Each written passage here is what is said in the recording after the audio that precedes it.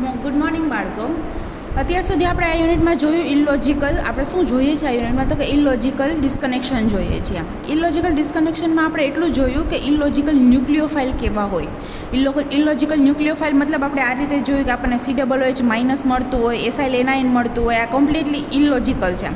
મતલબ carbonyl carbon positive હોવો જોઈએ જ્યારે આપણને અહીંયા નેગેટિવ મળે છે. અને આ છે આપણો ઇલોજિકલ ન્યુક્લિયોફાઇલ, જેને આપણે લોજિકલ સ્પીસીસ વડે, લોજિકલ સિન્થોન વડે રિપ્લેસ કરીએ છીએ. એટલી વસ્તુ આપણે શીખ્યા છીએ. આજે આપણે શીખવાનું છે ઇલોજિકલ ઇલેક્ટ્રોફાઇલ. ન્યુક્લિયોફાઇલ શીખ્યા, હવે આપણે ઇલોજિકલ ઇલેક્ટ્રોફાઇલ શીખશું. તમને કઈ રીતે એક્ઝામમાં પૂછાઈ શકે? તો ક્વેશ્ચન આવી રીતે હોઈ શકે: explain illogical electrophile with suitable example. Suitable example આપીને ઇલોજિકલ ઇલેક્ટ્રોફાઇલ આપણે એક્સપ્લેન કરવાનું છે.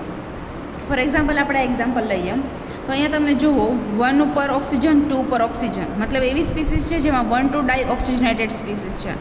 અત્યારે આપણે ડિસ્કનેક્શન શીખીએ છીએ, આ ટોપિકમાં એવું જ આવે છે 1 to ડાયઓક્સિજનેટેડ સ્પીસીસ. તો આપણી પાસે સ્પીસીસ છે. હવે આપણે એમાંથી એનું ડિસ્કનેક્શન કરીએ. ફોર એક્ઝામ્પલ આ બોન્ડ આપણે બ્રેક કરીએ છીએ, કાર્બન ઓક્સિજન બોન્ડ બ્રેક થાય. કાર્બન ઓક્સિજન બોન્ડ બ્રેક થાય એટલે આપણને ખબર છે કે electron negativity oxygen is higher than the carbon. તો બોન્ડના ઇલેક્ટ્રોન ઓક્સિજન પાસે જશે. બોન્ડના ઇલેક્ટ્રોન ઓક્સિજન પાસે જાય એટલે આપણને એક એસિટેટ આયન મળે અને એક કાર્બોકેટાયન મળે. હવે એસિટેટ આયન છે that is CH3COO minus. Oxygen પર નેગેટિવ ચાર્જ હોય, ધેટ ઇઝ કમ્પ્લીટલી લોજિકલ, કારણ કે એની પાસે નેગેટિવ ચાર્જ હોઈ શકે. એટલે એસિટેટ આયન છે એ કેવું છે? લોજિકલ સ્પીસીસ છે. પરંતુ આ કેવું છે? આપણી પાસે ઇલોજિકલ છે. શું કામ એમ? તો કે આલ્ફા કાર્બન ઉપર પોઝિટિવ ચાર્જ આવે છે.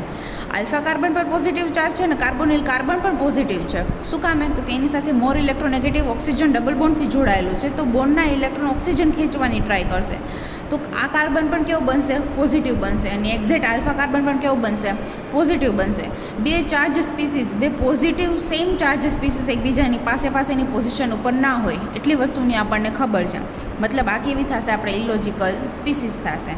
આપણે અત્યાર સુધી એવું જોયું હશે કે આલ્ફા કાર્બન કેવો હોય? નેગેટિવ હોય. ફોર એક્ઝામ્પલ હું એસિટોન લઉં તો એની આલ્ફા કાર્બન ઉપરથી હું પ્રોટોન એબ્સ્ટ્રેક્ટ કરાવીને એને નેગેટિવ બનાવી શકું.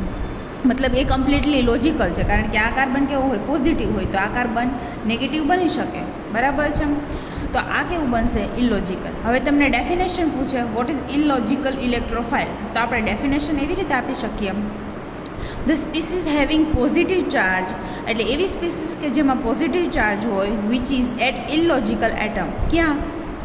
તો કે ઇલોજિકલ એટમ ઉપર, is known as a ઇલોજિકલ electrophile. એવી સ્પીસીસ કે જેમાં પોઝિટિવ ચાર્જ ઇલોજિકલ એટમ પર સ્થાયી હોય, જેને ઇલોજિકલ ઇલેક્ટ્રોફાઇલ કહી શકીએ. For example this. Now here we should have negative charge on alpha carbon. મતલબ એવું કહેવા માગે છે કે આપણી પાસે આલ્ફા કાર્બન ઉપર નેગેટિવ ચાર્જ હોવો જોઈએ, પણ આપણને શું મળે છે? પોઝિટિવ ચાર્જ મળે છે. તો આપણે શું કરવું પડશે? નેગેટિવ ચાર્જની જગ્યાએ પોઝિટિવ ચાર્જ લાવવો પડશે. So we have to reverse the charge which is known as a umpolung approach. આ IMP છે, તમને ઘણીવાર પૂછાશે વોટ ઇઝ અમ્પ-લોંગ એપ્રોચ. ડેફિનેશનમાં પણ પૂછાઈ શકે અને જો MCQ બેઝડ હોય તો MCQમાં પણ પૂછાઈ શકે, કારણ કે ઇમ્પોર્ટન્ટ છે. શું માગે છે અમ્પ-લોંગ એપ્રોચ? તો કે આપણી પાસે આલ્ફા કાર્બન ઉપર નેગેટિવ ચાર્જ હોવો જોઈએ, પણ આપણને અહીંયા કેવો મળે છે? પોઝિટિવ ચાર્જ મળે છે. તો આપણે ચાર્જને રિવર્સ કરવો પડશે. જે જનરલી હોય એના કરતાં ચાર્જને રિવર્સ કરવો પડશે. મતલબ એને અમ્પ-લોંગ એપ્રોચ, જે રિવર્સિબિલિટી છે ઓફ ચાર્જ, એને આપણે કહીશું umpolung approach. Here we should have negative charge on alpha carbon. Negative હોવો જોઈએ. So we have to reverse charge which is known as umpolung approach. અને અહીંયા આપણને પોઝિટિવ મળે છે, મતલબ આપણે ચાર્જને રિવર્સ કરવો પડશે. અને જે રિવર્સ કરવાની જે પ્રોસેસ છે એને કહેવાય અમ્પ-લોંગ approach. Thus by reversal of charge it is act as an electrophile. હવે ચાર્જને આપણે રિવર્સ કરશું, નેગેટિવ છે એની જગ્યાએ પોઝિટિવ લાવશું, મતલબ હવે ઇલેક્ટ્રોફાઇલ તરીકે એક્ટ કરશે. તો કઈ રીતે પોઝિટિવ ચાર્જ લાવશું? તો એના માટે આપણને ખબર છે, અત્યાર સુધી આપણે દર વખતે કરતા હતા એવું જ આમાં કરશું કે જ્યારે કોઈ પોઝિટિવ ચાર્જ આવે કાર્બન ઉપર ત્યારે આપણે શું કરતા હતા? તો કે એની સાથે હેલોજન અટેચ કરતા હતા. એનાથી શું થાય તો કે જે હેલોજન છે ઇઝીલી લિવિંગ ગ્રુપ હોય તો લીવ કરીને કાર્બનને કેવો બનાવે, પોઝિટિવ બનાવે. સેમ વસ્તુ આપણે અહીંયા પણ કરવાની છે. શું કરશું તો કે આ જે પોઝિટિવ ચાર્જ કાર્બન છે એની સાથે આપણે કોઈ good living group for example halogen add કરશું તો શું થશે તો કે હવે આ કાર્બન ઇલેક્ટ્રોફાઇલ તરીકે એક્ટ કરશે, મતલબ કે એના પર પોઝિટિવ ચાર્જ આવશે. કઈ રીતે પોઝિટિવ ચાર્જ આવશે કે એ કાર્બન છે એની બંને બાજુ, એક બાજુ હેલોજન છે અને એક બાજુ કાર્બોનિલ કમ્પાઉન્ડ છે. કાર્બોનિલ કમ્પાઉન્ડની ઇલેક્ટ્રોનેગેટિવિટી વધારે, ઇલેક્ટ્રોન વિડ્રોઈંગ ગ્રુપ હોવાને લીધે એ પણ બોન્ડના ઇલેક્ટ્રોન ખેંચશે અને હેલોજન પણ બોન્ડના ઇલેક્ટ્રોન ખેંચશે. એઝ અ રિઝલ્ટ આપણો જે આલ્ફા કાર્બન છે એ કેવો બનશે, પોઝિટિવ બનશે અને હવે ઇલેક્ટ્રોફાઇલ તરીકે એક્ટ કરશે. ઓકે, આગળ જોઈએ. હવે આપણને મળી ગયો છે આપણો ઇલોજિકલ ઇલેક્ટ્રોફાઇલ છે એનો સિન્થેટિક ઇક્વિવેલન્ટ, મતલબ આ થઈ ગયો આપણો સિન્થેટિક ઇક્વિવેલન્ટ. અને આ આપણો છે એસિટેટ એનાયન. એસિટેટ એનાયન છે ન્યુક્લિયોફાઇલ તરીકે એક્ટ કરશે અને ઇલોજિકલ ઇલેક્ટ્રોફાઇલ છે ઇલેક્ટ્રોફાઇલ તરીકે એક્ટ કરશે. તો કઈ રીતે રિએક્શન થશે તો કે ઓક્સિજન છે એ સિમ્પલી આ કાર્બન ઉપર અટેક કરશે અને આ જ કાર્બન ઉપર શું કામ અટેક કરશે તો કે આ કાર્બન છે એ આ પાસેથી કાર્બોનિલ કમ્પાઉન્ડ પણ એની પાસેથી ઇલેક્ટ્રોન ખેંચશે અને બ્રોમિન પણ એની પાસેથી ઇલેક્ટ્રોન ખેંચશે અને bromine as a good living group હોવાથી ત્યાંથી ઇઝીલી લીવ થઈ જશે. મતલબ આ કાર્બન એના પર અટેક કરશે અને બ્રોમિન ત્યાંથી ડિપાર્ટ થઈને આપણો ટાર્ગેટ મોલેક્યુલ આપી દેશે. તો આ થઈ ગયો ઇલોજિકલ ઇલેક્ટ્રોફાઇલ. હવે એને રિલેટેડ આપણે એક્ઝામ્પલ જોવાના છે, પણ એની પહેલાં એક સેન્ટેન્સ જોઈ લઈએ. In general we want to positive charge on alpha carbon which is illogical, we have to introduce halogen. શું કહેવા માગે છે તો કે in general we want positive charge on alpha carbon, જ્યાં હોવો જોઈએ નેગેટિવ પણ આપણે જરૂર છે કે નહીં પોઝિટિવની, વિચ ઇઝ ઇલોજિકલ, જે કમ્પ્લીટલી ઇલોજિકલ છે. So we have to introduce halogen, મતલબ આપણે હવે હેલોજનને ઇન્ટ્રોડ્યુસ કરવો પડશે. શેના માટે? આલ્ફા કાર્બન ઉપર પોઝિટિવ ચાર્જ લાવવા માટે. આઈ હોપ કે તમને સમજાય છે. હવે એને રિલેટેડ આપણે એક્ઝામ્પલ્સ જોઈએ. ફોર એક્ઝામ્પલ અહીંયા એક એક્ઝામ્પલ છે, 1 ઉપર કાર્બોનિલ અને 2 ઉપર ઓક્સિજન, મતલબ ફરીથી આ છે 1 2 ડાયઓક્સિજનેટેડ સ્પીસીસ. મતલબ અહીંયા આપણને 1 2 ડાયઓક્સિજનેટેડ સ્પીસીસ છે આપણી પાસે. ઓકે, બોન્ડ બ્રેક કરીએ. આ બોન્ડ ફરીથી આપણે બ્રેક કરીએ છીએ તો ફરીથી આપણને ખબર છે ઓક્સિજનની ઇલેક્ટ્રોનેગેટિવિટી વધારે હોવાથી બોન્ડના ઇલેક્ટ્રોન ઓક્સિજન ખેંચશે. તો એક મળશે આ રીતે આપણને ફિનોક્સી આયન અને એક મળશે પોઝિટિવ ચાર્જ આલ્ફા કાર્બન ઉપર પોઝિટિવ ચાર્જ. મતલબ આ લોજિકલ સ્પીસીસ છે અને આ ઇલોજિકલ સ્પીસીસ છે. લોજિકલ છે એનું તો આપણને સિન્થોન મળી જાય, ઓ છે તો ઓ માઇનસની જગ્યાએ આપણે OH એડ કરી દઈએ. અને ઇલોજિકલમાં આપણને ફરીથી શું કરશું તો અહીંયા જ આપણે કીધું કે જ્યારે આલ્ફા કાર્બન ઉપર પોઝિટિવ ચાર્જ જોતો હોય ત્યારે આપણે શું કરશું, હેલોજન ઇન્ટ્રોડ્યુસ કરશું. મતલબ અહીંયા આગળ આપણે હેલોજન ઇન્ટ્રોડ્યુસ કરશું. આ થઈ ગયો એનો સિન્થેટિક ઇક્વિવેલન્ટ. રિએક્શન કઈ રીતે હશે તો કે આ પહેલું જે આપણું સિન્થેટિક ઇક્વિવેલન્ટ છે ફિનોક્સેટ આયનનો, એનો પ્રોટોન એબ્સ્ટ્રેક્ટ કરાવશું બેઝથી, એને હોય સિમ્પલી ફિનોલનો પ્રોટોન એબ્સ્ટ્રેક્ટ કરશે અને સોડિયમનો સોલ્ટ બનાવશે. હવે ઓક્સિજન છે એ ઇલેક્ટ્રોનેગેટિવ હોવાને લીધે, નેગેટિવ ચાર્જ હોવાને લીધે આલ્ફા કાર્બન ઉપર એટેક કરીને હેલોજનને ડિપાર્ટ કરશે. મતલબ HX અહીંયાથી રિમૂવ થશે અને ટાર્ગેટ મોલેક્યુલ મળી જશે. આટલું સિમ્પલ રીતે થાય છે. બરાબર, બહુ સિમ્પલ છે અને સિમ્પલેસ્ટ એક્ઝામ્પલ છે. આઈ હોપ કે તમને સમજાતા હશે. જોઈએ નેક્સ્ટ એક્ઝામ્પલ્સ.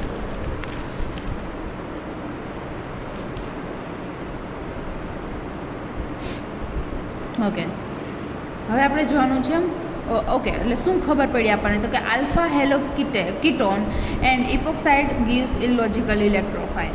મતલબ આપણે આલ્ફા હેલો કીટોન તો જોઈ લીધું. આ શું હતું? આલ્ફા હેલો કીટોન જ હતું. આજે આપણે મૂકીએ છીએ આલ્ફા હેલો, આલ્ફા પોઝિશન પર આપણે હેલોજન અટેચ કર્યું, મતલબ આલ્ફા હેલો કીટોન આપણને શું આપે તો કે ઇલોજિકલ ઇલેક્ટ્રોફાઇલ આપે. એવી બીજી પણ વસ્તુ છે, કઈ તો કે ઇપોક્સાઇડ. ઇપોક્સાઇડ પણ કેવું છે તો કે એ પણ ઇલોજિકલ ઇલેક્ટ્રોફાઇલ આપે. જેમ આલ્ફા હેલો કીટોન આપે એવી જ રીતના ઇપોક્સાઇડ પણ ઇલોજિકલ ઇલેક્ટ્રોફાઇલ આપે. તો આપણે આલ્ફા હેલો કીટોન જોઈ લીધું. હવે આપણે એવી જ રીતે જોઈશું કે ઇપોક્સાઇડ કઈ રીતે આપે છે. તો હવે આપણે ઇપોક્સાઇડના એક્ઝામ્પલ જોઈશું. Okay, epoxide as a electrophile topic એવો છે આપણો, ઇપોક્સાઇડ એઝ અ ઇલેક્ટ્રોફાઇલ. એના પહેલાં આપણે જોઈશું preparation and reaction of epoxide. શું કામે તો કે આપણને ખબર તો હોવી જોઈએ ને કે ઇપોક્સાઇડ કઈ રીતે બને છે અને રિએક્શન કેવી ટાઈપના આપે છે. ત્યાર પછી આપણે જોઈ શકીએ કે ઇલેક્ટ્રોફાઇલ કઈ રીતે છે. તો એના પહેલાં આપણે જોઈશું preparation and reaction of epoxide કેમાંથી બને છે. તો કેમાંથી બને છે? તો કે આલ્કીનમાંથી બને છે. સ્ટાર્ટિંગ મટીરિયલ તરીકે આપણી પાસે હશે આલ્કીન. આલ્કીનનું રિએક્શન આપણે કરવાનું છે કોઈ પણ પર એસિડ સાથે. કોઈ પણ પર એસિડ સાથે આપણે આલ્કીનનું રિએક્શન કરવાનું છે અને કોઈ પણ આલ્કીનનું કરવાનું છે. એવું જરૂરી નથી કે આ જ આલ્કીન હોય, તો ઇન જનરલ લખેલો છે. ઇન જનરલ કોઈ પણ આલ્કીનનું રિએક્શન આપણે કોઈ પણ પર એસિડ સાથે કરવાથી આપણને ઇપોક્સાઇડ મળે છે. ફર્સ્ટ ઓફ ઓલ ઇપોક્સાઇડ કોને કહેવાય? તો કે ઇપોક્સાઇડ એટલે 3 મેમ્બર રિંગ હોય. 3 membered cyclic ring containing oxygen. 3 મેમ્બરની સાયક્લિક રિંગ હોય કે જેમાં એક એટમ ઓક્સિજન હોય એટલે એને ઇપોક્સાઇડ કહેવાય. આટલી વસ્તુ આપણને ખબર છે. કઈ રીતે રિએક્શન થાય? તો કે આલ્કીન છે એમાં કોઈ પણ પર એસિડ એડ કરીએ. પર એસિડ તરીકે તમે MCPB એટલે શું? તો કે મેટાક્લોરોપરબેન્ઝોઇક એસિડ. એનું સ્ટ્રક્ચર હું લખી દઉં કારણ કે મોસ્ટલી એ જ યુઝ થતો હોય. મેટાક્લોરોપરબેન્ઝોઇક એસિડ. બેન્ઝોઇક એસિડમાં COOH હોય, આમાં COOH હોય. એટલે આને કહેવાય મેટાક્લોરોપરબેન્ઝોઇક એસિડ. અને શોર્ટમાં લખાય MCPBA, મેટાક્લોરોપરબેન્ઝોઇક એસિડ. ઓકે, એ પણ શું છે? તો કે source of positive oxygen. Hydrogen peroxide, benzoyl peroxide એવા ઘણા બધા એક્ઝામ્પલ છે કે જેમાં તમને પોઝિટિવ ઓક્સિજન મળે. એટલે એ પોઝિટિવ ઓક્સિજન આ ડબલ બોન્ડમાં ઇન્સર્શન થઈ જાય. સપોઝ અહીંયા પોઝિટિવ ઓક્સિજન છે તો આ રીતે ડબલ બોન્ડમાં એનું ઇન્સર્શન થઈ જાય અને ઇપોક્સાઇડ મળી જાય. તો આ થઈ ગયું પ્રિપરેશન ઓફ ઇપોક્સાઇડ. આલ્કીનનું રિએક્શન કોઈ પર એસિડ સાથે કરવાથી ઇપોક્સાઇડ મળે છે. આ એની પ્રિપરેશન જોઈ. હવે એની રિએક્શન્સ જોવાની છે. તો એની રિએક્શન્સ 2 રીતે હોય, 2 ટાઈપ્સની હોય. એક તો કે એસિડિક મીડિયામાં પણ એનું રિએક્શન થાય અને સેકન્ડ ન્યુટ્રલ મીડિયામાં પણ એનું રિએક્શન થાય. બેઝિક મીડિયામાં નથી થતું. એસિડિક મીડિયામાં થાય અને ન્યુટ્રલ મીડિયામાં પણ થાય. પહેલાં આપણે ન્યુટ્રલ મીડિયામાં રિએક્શન જોઈએ. તો કે ન્યુટ્રલ મીડિયામાં શું હોય? સિમ્પલ હોય. જ્યારે ન્યુક્લિયોફાઇલ હશે, ઓકે, જ્યાં રિંગ બની છે એ ન્યુક્લિયોફાઇલથી બ્રેક થાય એટલે એની રિએક્શન કહેવાય. ન્યુક્લિયોફાઇલ કઈ રીતે? જો ન્યુટ્રલ મીડિયા હશે તો લેસ સ્ટેરિક હિન્ડર્ડ સાઇડથી રિંગ બ્રેક કરશે. મતલબ આપણી પાસે એક કાર્બન આ છે અને એક કાર્બન આ છે. આ ઇપોક્સાઇડને કમ્પ્લીટલી ફોકસ કરવાનું છે. આ ઇપોક્સાઇડ છે એમાં એક કાર્બન આ છે અને એક કાર્બન આ છે. આ કાર્બન ઉપર સબસ્ટિટ્યુશન છે જ્યારે આ કાર્બન ઉપર સબસ્ટિટ્યુશન નથી. મતલબ આ પોઝિશન કેવી થાય? લેસ સ્ટેરિકલી હિન્ડર્ડ થાય. તો ન્યુટ્રલ મીડિયામાં ન્યુક્લિયોફાઇલ છે એ ત્યાં અટેક કરશે અને અહીંયા અટેક કરે મતલબ આ બોન્ડ ખુલી જાય. તો આ રીતની આપણને પ્રોડક્ટ મળે. અહીંયા આર હશે, એક આર, એની સાથે અટેચ કાર્બન, એની સાથે અટેચ ઓક્સિજન. તો એઝ ઇટ ઇઝ જ રહેશે. અહીંયા ઓક્સિજન અહીંયા અને ત્યાં આવશે આ કાર્બન ઉપર ન્યુક્લિયોફાઇલ. એટલે આ રીતની મળશે અને ઓક્સિજન પર ખુલીને નેગેટિવ ચાર્જ ત્યાં આવી જશે OH. એસિડિક મીડિયામાં કઈ રીતે રિએક્શન થાય એ ખાસ જોજો. એસિડિક મીડિયા મતલબ અંદર H+ હશે તો પહેલાં H+ અહીંયા પ્રોટોનેશન કરશે. H+ પ્રોટોનેશન કરે મતલબ ઓક્સિજન ઉપર પોઝિટિવ ચાર્જ આવે. હવે એની પાસે 2 પોસિબિલિટી છે. કાં તો એ આ બોન્ડ બ્રેક કરશે, હું નામ આપી દઉં A અને B.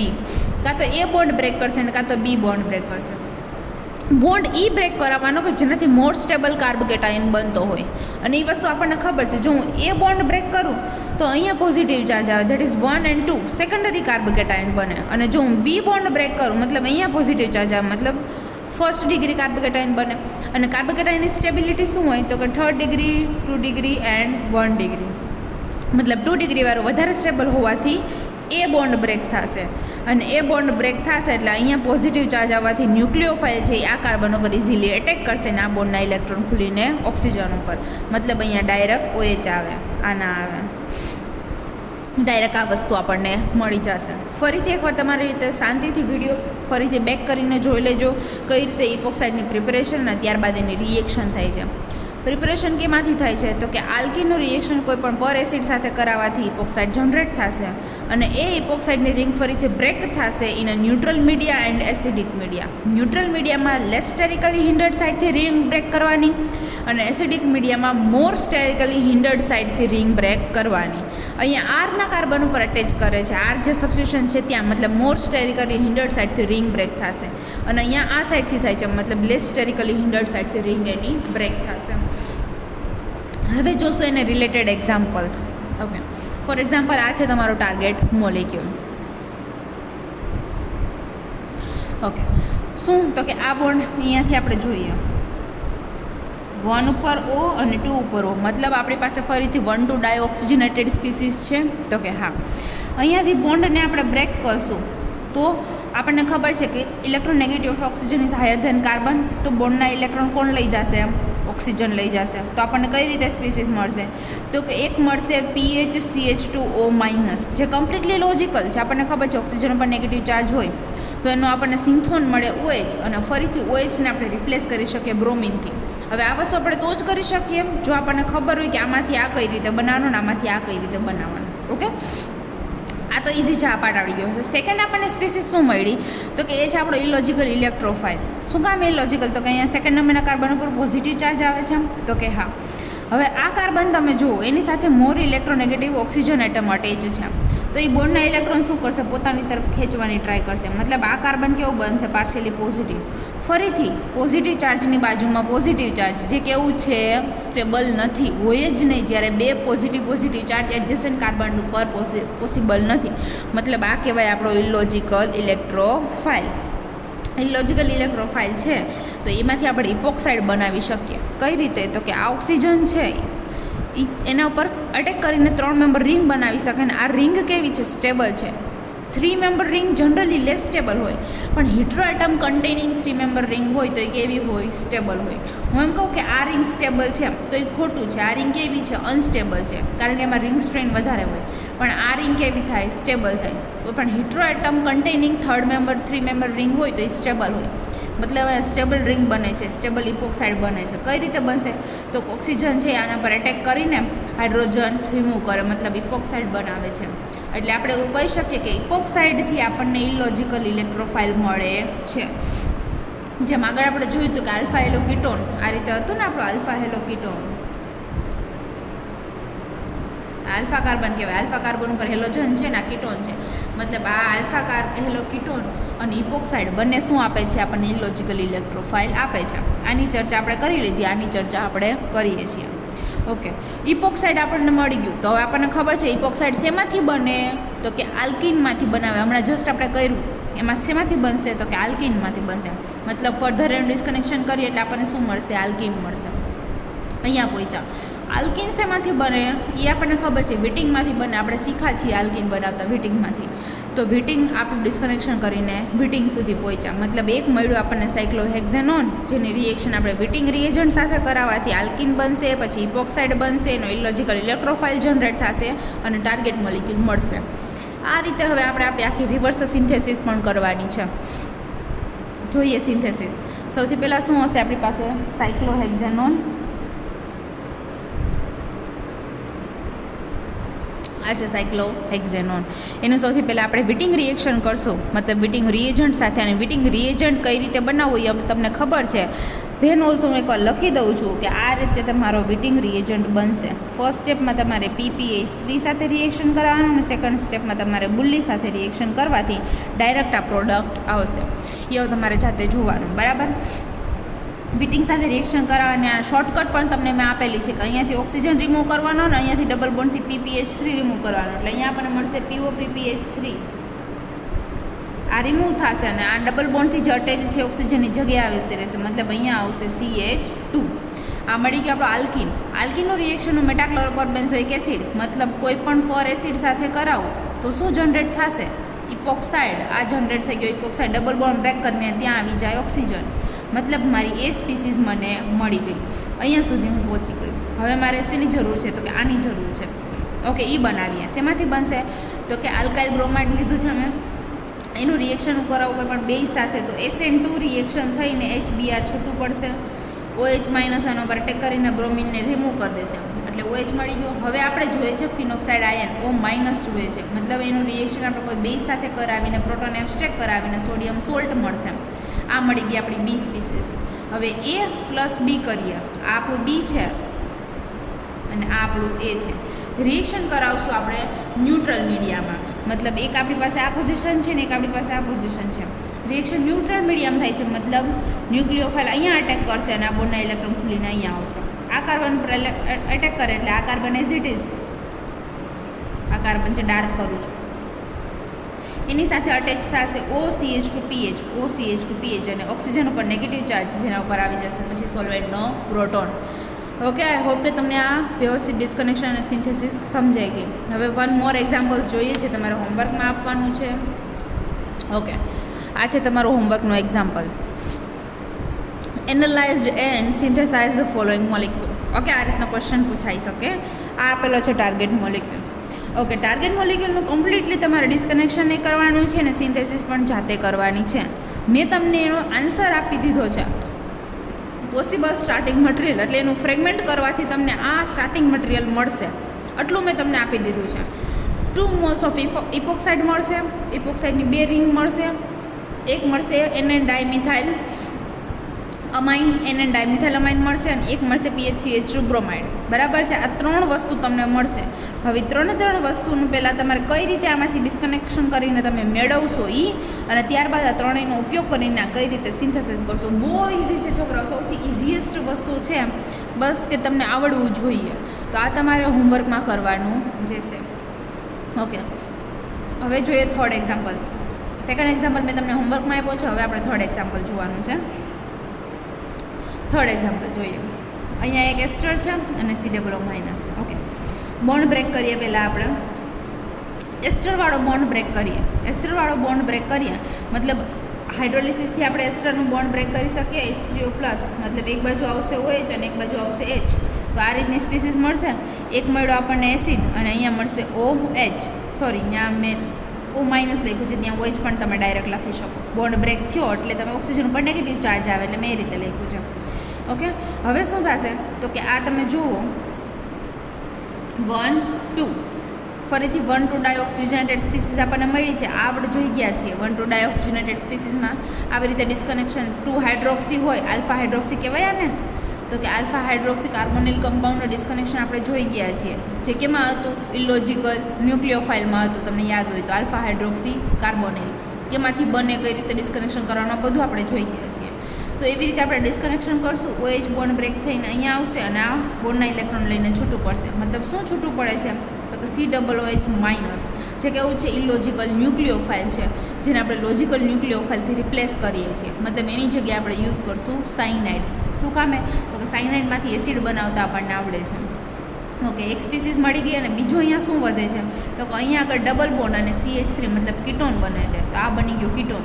હવે અહીંયા ધ્યાનથી જુઓ તો 1 2 3 4 અને 5 ડાયકાર્બોનાઇલ સ્પીસીસ મળી, જે આપણે ફર્સ્ટ યુનિટમાં શીખી ગયા છીએ. 1,5 ડાયકાર્બોનાઇલનું ડિસ્કનેક્શન કઈ રીતે કરવાનું કરીએ. ફરીથી 2 3 બોન્ડ બ્રેક થાય અને બોન્ડના ઇલેક્ટ્રોન સપોઝ 2 નંબરના કાર્બન ઉપર શિફ્ટ થાય, મતલબ આપણને આવું મળે COOH અને CH2 આલ્ફા કાર્બન ઉપર નેગેટિવ ચાર્જ, જે કમ્પ્લીટલી લોજિકલ છે. જો બાળકો ઇલોજિકલ નથી. આપણે ઇલોજિકલમાં કેવું આવે? આલ્ફા કાર્બન પર પોઝિટિવ ચાર્જ આવે, અહીંયા કેવો આવે છે?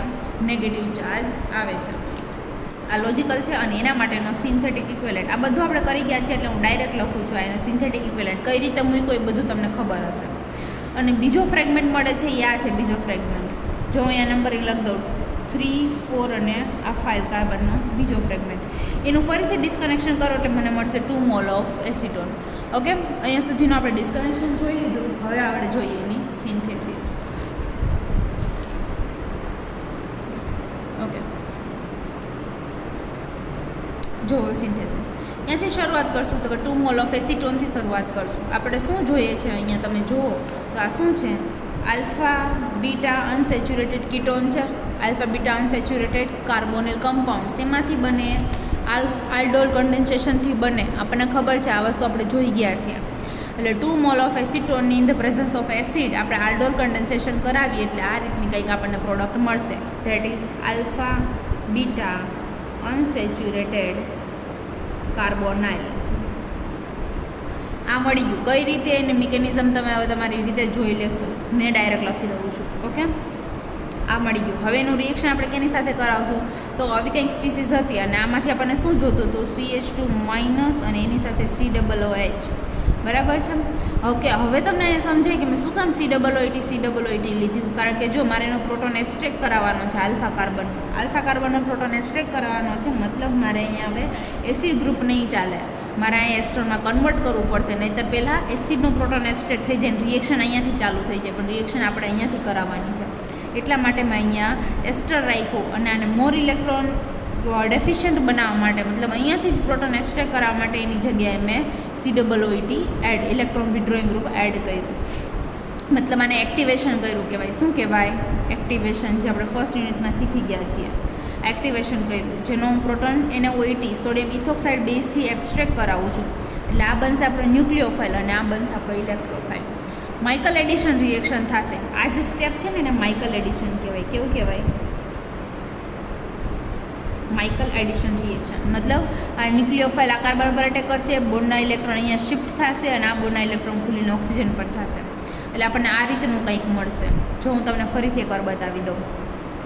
એક આ કીટોન છે, મતલબ આ 1 નંબરનો કાર્બન છે અહીંયા આવ્યો, આ 2 નંબરનો કાર્બન છે, એના ઉપર કાર્બોનિલ, 3 નંબરનો કાર્બન અહીંયા છે, આ 4 નંબરનો કાર્બન અહીંયા છે, જેના ઉપર ડબલ મિથાઇલ અટેચ છે, 2 મિથાઇલ, અને એ 4 નંબરના કાર્બન ઉપર અટેચ છે આ કાર્બન, અને એની સાથે અટેચ છે COOH થઈ ગયું. અહીંયા સુધી પહોંચી ગયા. હવે આપણે અહીં જરૂર શું છે તો કે આ CH2 તો આપણને મળી ગયું, એની સાથે ખાલી એક COOHની જરૂર છે. આખું વધારાનું છે, તો એનું આપણે હાઇડ્રોલિસિસ કરીએ. ફર્સ્ટ સ્ટેપ હાઇડ્રોલિસિસ, એટલે અહીં COOH, ત્યારબાદ એને હીટ આપીએ એટલે એક COOH રિમૂવ થઈ જાય. થઈ ગયું. એક એને હીટ આપવાથી આલ્ફા કાર્બન ઉપર COOH છે એટલે એ રિમૂવ થઈ જાય, એટલે કે CO2 રિમૂવ થઈ જાય અને 2 મોલ ઓફ ઇથેનોલ, એક ઇથેનોલ અહીંયાથી ને એક ઇથેનોલ અહીંયાથી આ મળી જાય આપણને. મળી ગયું. અહીંયા પહોંચી ગયા. હવે તો કે અહીંયા આપણે શેની જરૂર છે તો કે COOHની જરૂર છે. આપણે ફ્રેગમેન્ટ કર્યું ત્યારે અહીંયા પણ COOH હતું ને અહીંયા પણ COOH હતું. અહીંયા COOH આવી ગયું, અહીંયા આપણે લાવવાનું છે COOH અને આલ્ફા હાઇડ્રોક્સી. આવું હતું ને અહીંયા આલ્ફા હાઇડ્રોક્સી કાર્બોક્સિલિક એસિડ આપણે લાવવાનું છે. મતલબ કીટોનું રિએક્શન કરાવશું KCN સાથે. આ ઇલેક્ટ્રોફાઇલ બનશે, આ ન્યુક્લિયોફાઇલ બનશે. તો કે CN કરશે અહીંયા અટેક અને બોન્ડના ઇલેક્ટ્રોન ખુલીને, મતલબ અહીંયા મળશે આલ્ફા સાઇનો અથવા આલ્ફા સાઇનો હાઇડ્રોક્સી. અને હવે આપણે અહીં જરૂર છે COOH, કારણ કે આલ્ફા હાઇડ્રોક્સી એસિડ હતું, સાયનાઇડ નહોતું. તો એનું હાઇડ્રોલિસિસ કરવાથી સાયનાઇડ કન્વર્ટ થઈ જશે એસિડમાં. કન્વર્ટ થઈ ગયું. હવે સિમ્પલ સ્ટેપ લાસ્ટમાં કરશું એનું સાયક્લાઇઝેશન. મતલબ આને અલગ ફોર્મમાં તમે કહી શકો esterification in the presence of acid.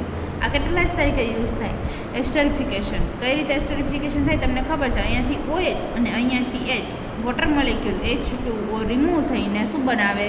Ester, cyclic એસ્ટર. મળી ગયો આપણો target molecule. Okay, I hope કે તમને સમજાણું હશે ને જો ના સમજાણું હોય તો તમે ગમે ત્યારે મને પૂછી શકો છો. બરાબર? ગમે ત્યારે તમે વોટ્સએપમાં કોન્ટેક્ટ કરજો, હું તમને આન્સર આપી દઈશ. ઓકે, થર્ડ અને લાસ્ટ એક્ઝામ્પલ જોઈએ આપણું ઇપોક્સાઇડનું. આ રીતના ટાર્ગેટ મોલેક્યુલ છે. હવે તમને જો ટાર્ગેટ મોલેક્યુલ જોઈને થોડીક બીક લાગી જાય કે હવે આવું ડિસ્કનેક્શન તો કેમ કરવું, ક્યાંથી શરૂઆત કરવી, નથી કંઈ ડબલ બોન્ડ, નથી કંઈ કાર્બોનિલ, કંઈ છે નહીં, તો આપણને ખબર કેમ પડે ડિસ્કનેક્શન ક્યાંથી કરવું?